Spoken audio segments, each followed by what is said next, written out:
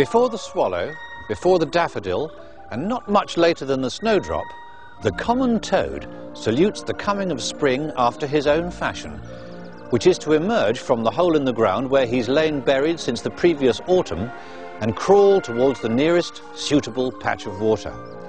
At this point, after his long fast, the toad has a very spiritual look, like a strict Anglo-Catholic towards the end of Lent.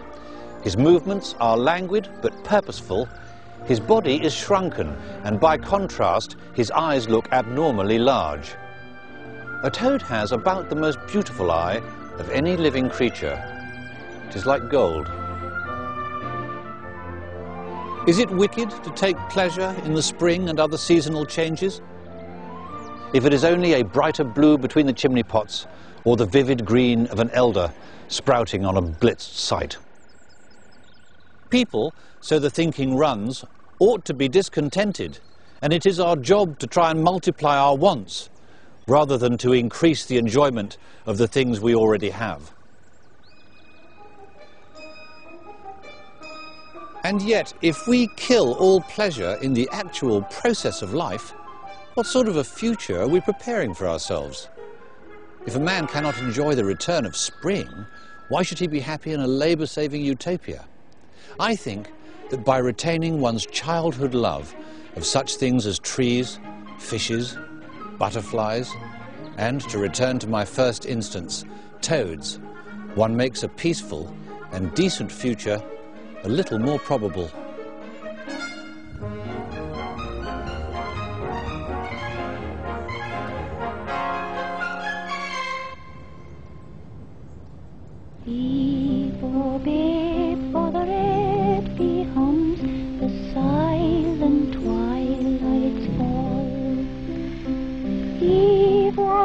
In June 1944, we adopted a little boy, aged 3 weeks. His names are Richard Horatio.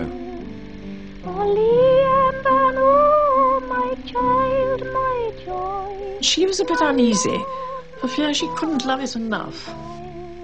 She was afraid, since it wasn't her own, she might not be able to give it everything it ought to have. But then it was there 3 weeks old in the hospital, and they were wanting it. And she went and took it home. And they were both delighted with him. However, within months of establishing his happy family, Daddy was off again.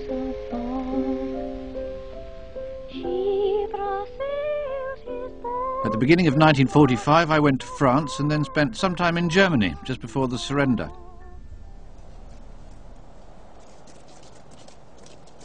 There are still 100,000 Germans living among the ruins of Cologne.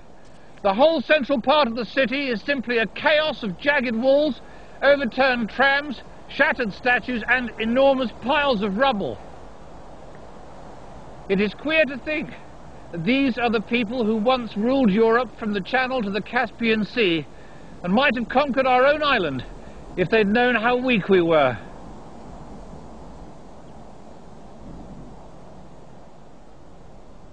While Orwell was in Germany, back home Eileen went into hospital for an operation to remove tumours from her womb.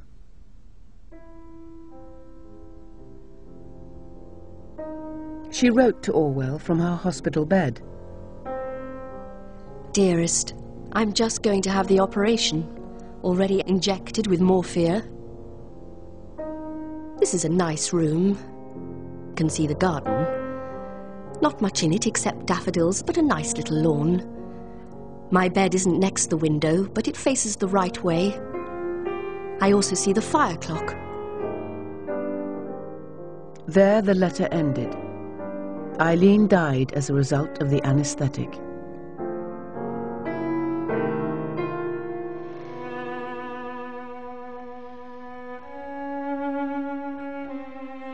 Eileen died very suddenly. It was terribly sad that she should die when she'd become so devoted to Richard and was making such a good job of his upbringing, and things were just beginning to get better.